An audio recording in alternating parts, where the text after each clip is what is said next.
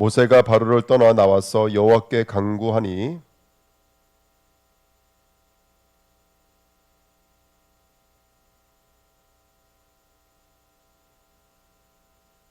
같이 읽겠습니다. 그러나 바로가 이때에도 그의 마음을 완강하게 하여 그 백성을 보내지 아니하였더라. 아멘.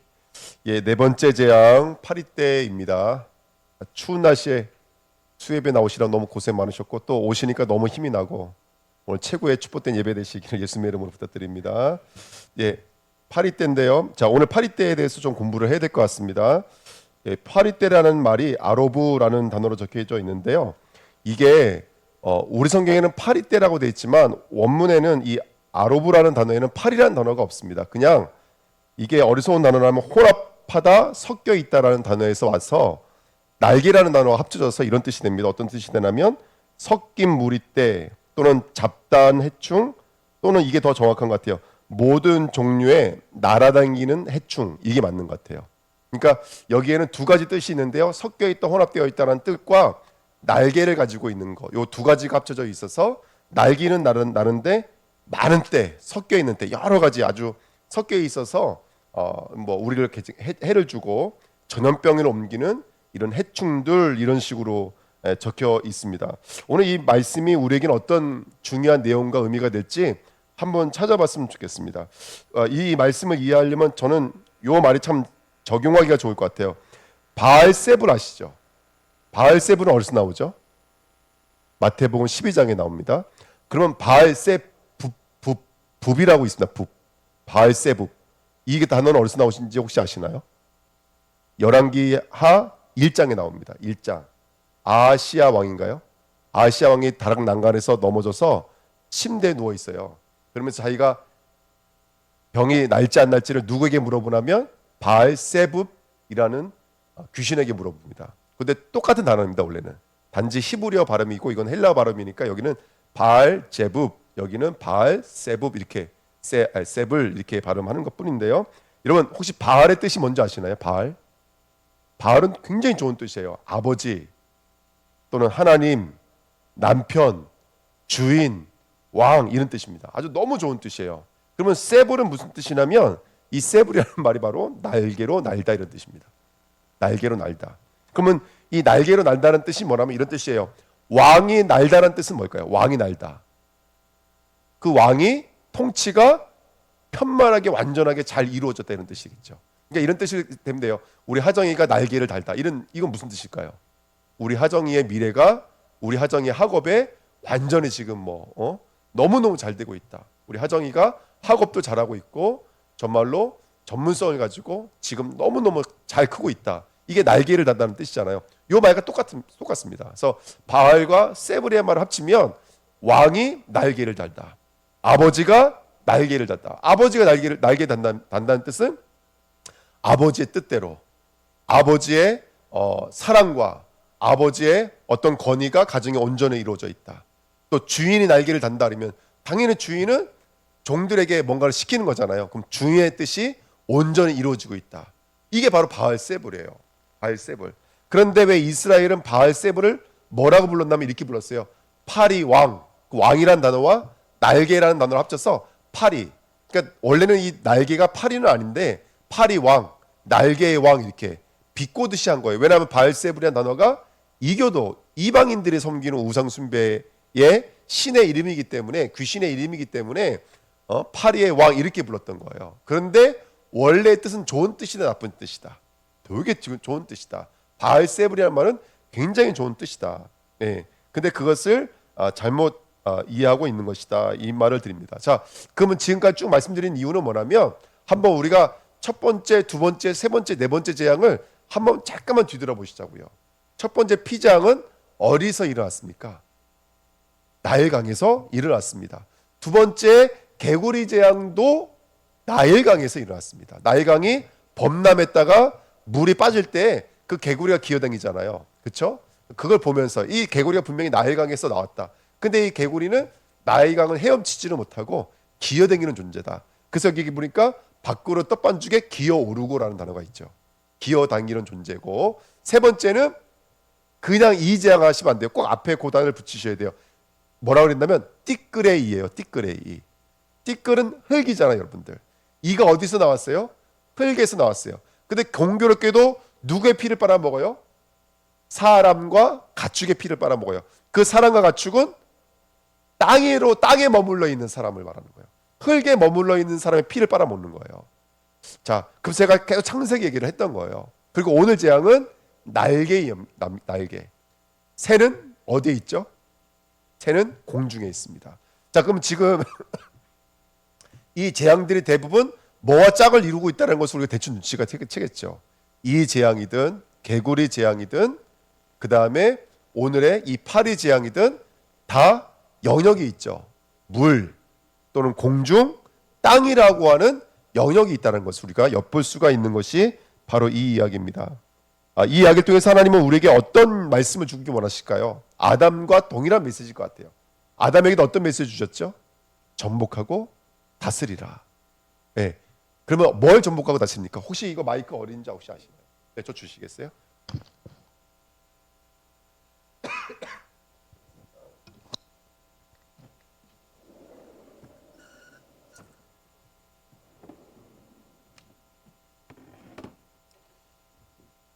자, 지금 창세기 보면은 하늘이 있고요. 그 다음에 물이 있고요. 그 다음에 땅이 있습니다. 자, 하늘에는 여러분 아시겠지만 새가 날아다니고 물에는 물고기가 있습니다. 그 다음에 땅에는요 뭐가 있죠? 땅에는 사람, 짐승이 있습니다. 짐승이.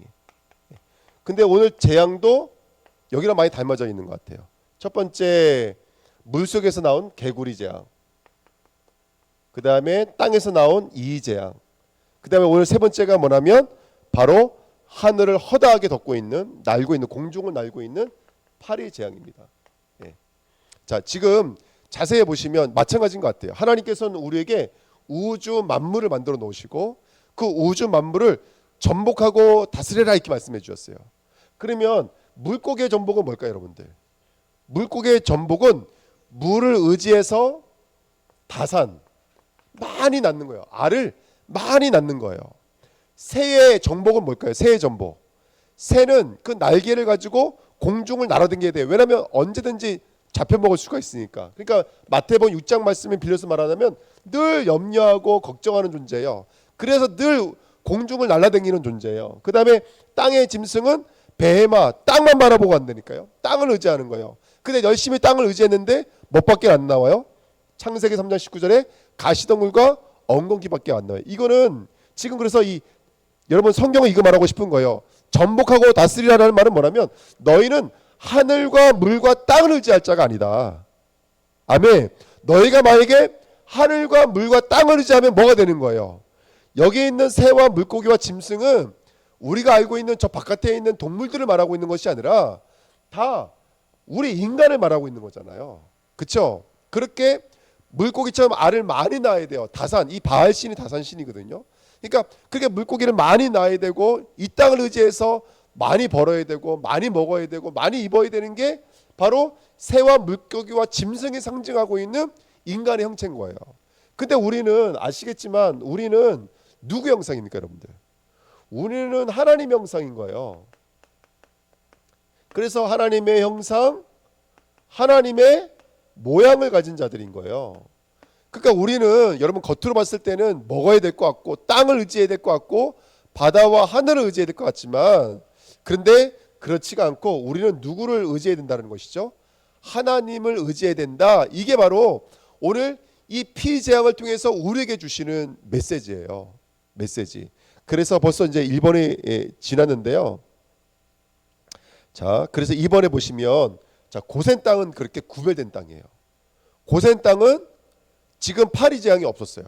여기 본문에 보시면 고센 땅은 있지가 않죠. 근데 22절부터 보시면 이렇게 써 있습니다. 22절에 그날에 나는 내 백성이 거주하는 고센 땅을 구별하여 그곳에는 파리가 없게 하리니. 그곳에는 파리가 없어요.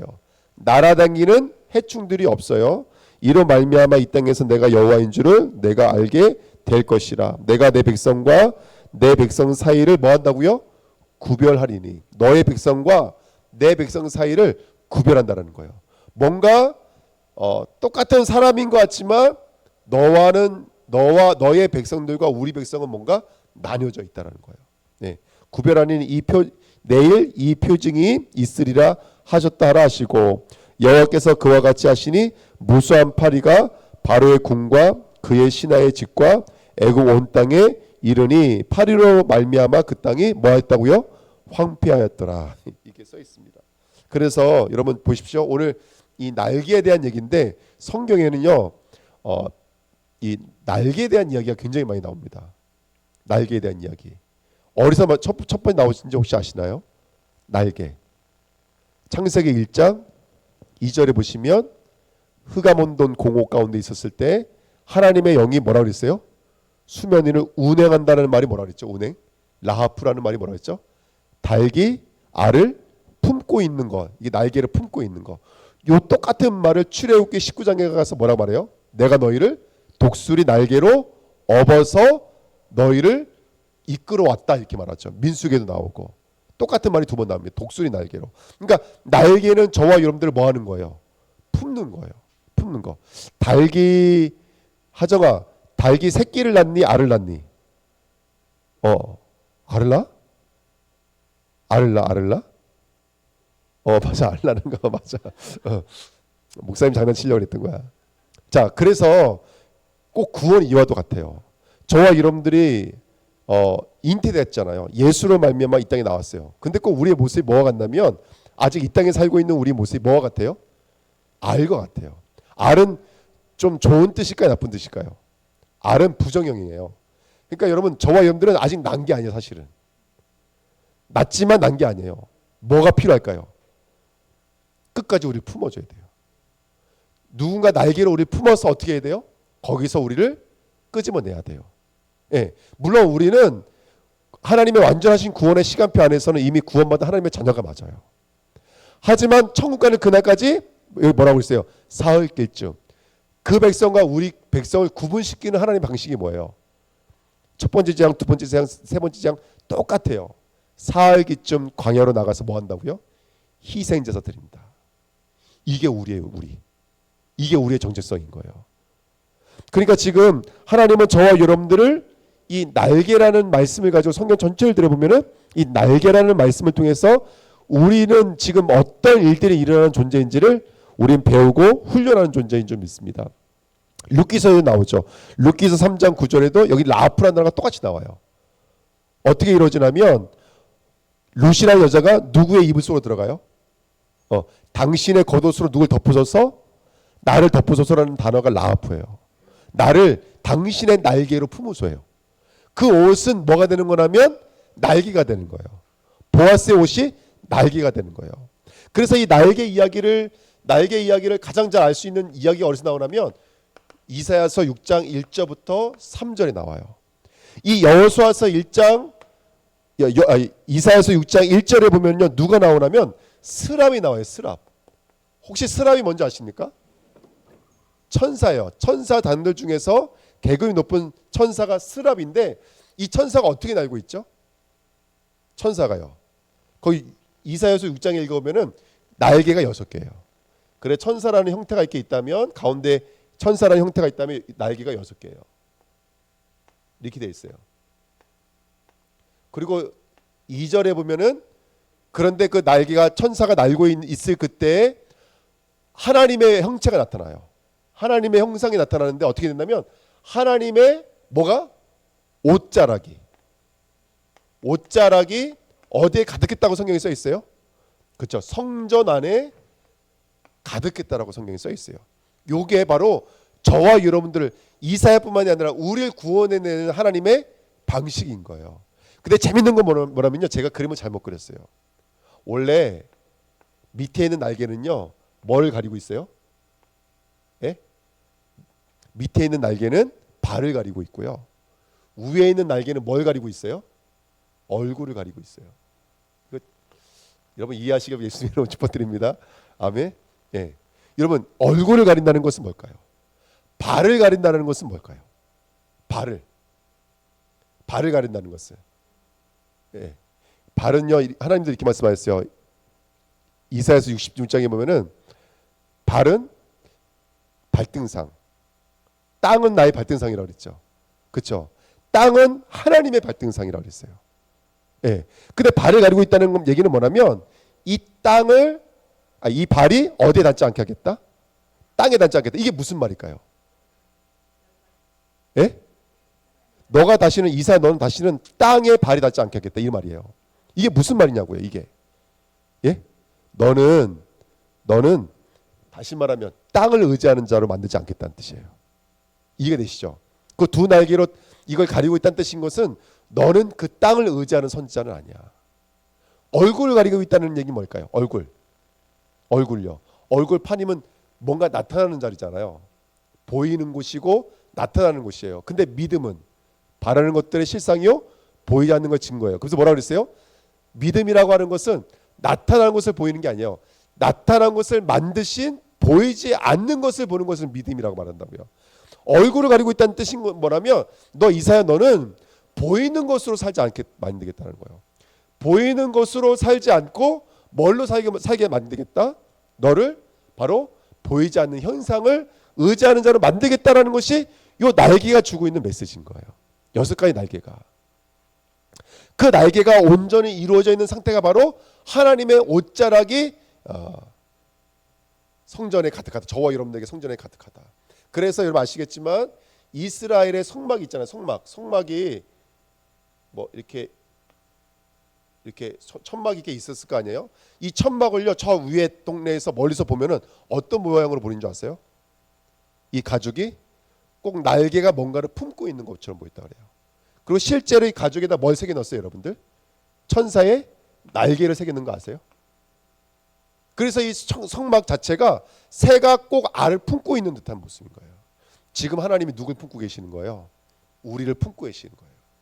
그래서 너는 이 발로 땅을 의지하면 안 돼. 이 눈으로 보이는 것을 보면 안 돼. 너는 땅에서 떠올라야 돼. 너는 물을 가면 물이 갈라져야 돼. 너는. 아멘. 너는 하늘적 존재가 아니야. 너는 땅적 존재가 아니야. 너는 물적 존재가 아니야. 너는 하늘적 존재. 너는 하나님의 존재이지. 하나님만 너의 존재를 말할 수 있고 하나님만 너의 생명의 근원이 되시는 거야. 요걸 그림으로 넣고 있는 게 바로 요 장면인 거예요. 아멘. 그래서 마태복음에 보면은 그 혈루병 걸린 여인 있잖아요. 혈루병 마가복음 5장에도 나오거든요. 그 혈루병 여인이 뭐만 만져도 낫겠다 이렇게 말해요. 그 옷자락만 만져도 낫겠다 그래요. 그 왜 이스라엘 사람들은 왜 옷자락만 만져도 낫겠다 이렇게 말을 하냐면 또 실제로 바울도 옷자락만 손수건만 내도 낫잖아요. 그 왜 그런 거냐면 그게 날개이기 때문에 그래요. 그게 그 사람의 날개. 그래서 갈라디아 3장 20 몇 절이죠? 3절인가요? 우리가 그리스도와 합하기 위하여 세례를 받는 자는 곧 무엇으로 옷 입었다고요? 예수는 누구로 옷 입은 거예요? 하나님으로 옷 입은 거예요. 그러니까 그 옷자락에 손만 닿아도 혈루병, 피를 쏟는 병, 생명이 떠나가는 병, 이게 바로 다 생명을 잃어버린 자들의 모습이잖아요. 그 혈루병이 나와버리는 거예요. 그러니까 우리도 마찬가지인 거예요. 바울도 마찬가지예요. 바울도 자기 옷을 입은 게 아니에요. 룻처럼 보아스의 기업 부를 자의 옷을 입고 있는 거예요. 덮고 있는 거예요. 라프. 그러니까 바울의 옷자락에만 손을 대도 병이 낫는다는 소문이 나기 시작한 거예요. 그게 지금 우리예요. 우리도 날개가 있을까요, 없을까요, 여러분들? 우리도 날개가 있어요. 우리도 날개를 가져야 될 줄 믿습니다. 아멘. 오늘 그 이야기예요. 그래서 혹시 이게 너무 뭐 나간 이야기인지 아닌지는 모르겠지만 제가 이거 그림을 그리면서 이 생각이 들었어요. 여러분 이 성막 안에는요 등대가 있는 거 아시죠? 촛대. 촛대가 이렇게 기둥이 가운데 기둥이 있으면 어떻게 돼 있어요? 하나, 둘, 세 개로 돼 있어요. 이게 등대의 모습이에요. 진설병도 그냥 진설 안 돼 있죠. 6개씩 두 줄로 돼 있는 거 아시죠? 이게 다 짝이요 의미를 하는 바예요. 저는 이 의미가 성경 전체가 이 얘기하는 거 아닌가 생각해요. 이게 창세기만 있는 얘기가 아니에요. 출애굽기만 있는 얘기가 아니에요. 이게 어디도 있어요. 이 계시록에도 있어요. 그리고 지금 배우고 있는 우리 CBO도 다 이런 내용들을 가지고 지금 우리가 배우고 있는 거라고 저는 믿고 있거든요. 그러니까 여러분들 잘 보십시오. 하늘, 땅, 물. 근데 우리가 이걸 깨닫는 거예요. 뭘 깨닫는 거예요? 땅이 우리의 생명이 아니에요. 이거를 가지고 접목하고 다스렸다 이렇게 말을 하는 거예요. 아멘. 그러면 뭘로 어떻게 접목됐냐? 예수 그리스도로 말미암아 하늘과 땅과 물을 저와 여러분들의 믿음의 눈으로 볼 수 있는 거예요. 그럼 저와 여러분들이 날개를 가지고 있는 뭐가 되는 거죠? 빛이 되는 거예요. 빛. 예. 그래서 오늘 저와 여러분들이 오늘 참 날개를 회복하는 저와 여러분 되시기를 예수님의 이름으로 부탁드립니다. 저 말씀을 딱 읽고 묵상하면서 야 하나님의 너무나 큰 은혜가 있구나. 지금 이 파리 재앙을 통해서 이스라엘에 뭘 가리키고 있는 걸까요? 이스라엘에 너는 땅을 의지할 존재가 아니다. 너는 하늘을 의지할 존재가 아니다. 너는 이 땅에 물을 의지할 존재가 아니다. 지금 아침마다 여기 성경에 써 있어요. 20절에 보면 아침 일찍 일어나 누구를 만나러 가라 그래요? 바로를 만나러 가라 그래요. 또 바로는 아침 일찍 누구를 숭배하러 온 거예요? 하늘과 물과 땅을 숭배하러 온 거예요. 예. 물론 성경에는 물밖에 안 나와 있지만 이 물이라는 단어가 알겠지만 이 세상을 말하는 거예요. 진짜를 알기 위해서 교재로 주신 세상이라니까요. 예. 오늘 새벽에도 말씀 나눴잖아요. 내 남편이 진짜 남편이 아니다. 그 가짜 남편을 통해서 진짜 남편을 알아본다면 그러면 이 가짜 남편과의 관계가 회복되어지는 거예요. 복음이 회복된다는 얘기죠. 그래서 우리 주내교회가 오늘 참 날개를 회복할 수 있기를 예수님의 이름으로 부탁드립니다. 땅이 나를 덮으면 안 돼요. 하늘이 나를 덮으면 안 돼요. 우리 주내교회는 그리스도가 나를 덮으시기를 축복드립니다. 그러니까 이 과정을 통해서 지금 훈련시키는 거예요. 너희는 날강을 의지하는 자가 아니다. 이미 아시겠지만 광야로 나와보면 이미 이스라엘 누구를 의지하고 있었어요? 바알세불을 의지하고 있었어요. 똑같이 나일강을 의지하고 있었고 이 애굽의 땅을 의지하고 있었고 애굽의 하늘신을 숭배하고 있었어요. 그런데 그런 이스라엘을 지금 벌써 하나님은 훈련하는 거예요. 너는 이 땅을 의지할 자가 아니고 이 바다를 의지할 자가 아니다. 그래서 두 날개로는 발을 가리는 거고 두 날개로는 얼굴을 가리고 두 날개는 저와 여러분들을 품고 계시는 거예요. 할렐루야. 그렇게 하나님의 나라가 저와 여러분들에게 이루어지고 있는 줄 믿습니다. 그래서 오늘도 그렇게 하나님의 나라가 이루어지는 축복된 시간 되시기를 예수님의 이름으로 축복드립니다. 자, 그래서 복음을 명확히 해야 됩니다. 25절 말씀해 보시면요. 바로가 모세와 아론을 불러 이르되 너희는 가서 이 땅에서 너희 하나님께 제사를 드리라. 모세가 이르되 그리함은 부당하나이다. 우리가 우리 하나님 여호와께 제사를 드리는 것은 애굽 사람이 싫어하는 바인즉 우리가 만일 애굽 사람의 목전에서 제사를 드리면 그들이 그것을 미워하여 우리를 돌로 치지 아니하리라 하리이까. 이렇게 성경이 말하고 있습니다. 지금 바로가 모세 보고 뭐라고 말했어요? 제사를 드려라 말아라. 드려라. 그렇죠. 근데 맞는 말 했어요? 틀린 말 했어요? 틀린 말 했어요. 뭐라고 틀린 말 했죠?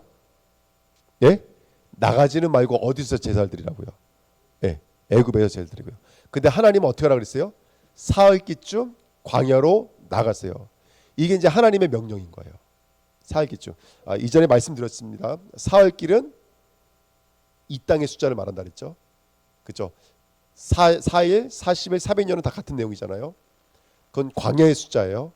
지금 우리 주은혜교회 모든 성도님들은 광야 교회에 계신 거예요. 그래서 우리는 사흘길이라는 여정을 가셔야 돼요. 할렐루야. 아멘. 지금 하나님은 이스라엘을 알이 부화되는 그 사흘길의 여정을 보내시겠다는 뜻이에요. 근데 그 비밀을 알지 못하는 바로는 지금 이 이스라엘 백성을 어디 안에다 집어넣고 싶은 거예요. 자기 품에 집어넣고 싶은 거예요. 나가지 말고 여기서 제사하라 이렇게 말을 하고 있는 거예요. 예. 그러니까 이거는 다 흉내내는 것이고 속이는 것이고 넘어뜨리는 것입니다. 저와 여러분들이 예배할 때 진정한 날개로 예배하는 자는 어떻게 예배해야 될까요? 예? 그 예수 그리스도가 오늘도 날 품고 계시다라는 복음의 내용을 가지고 예배하셔야 돼요.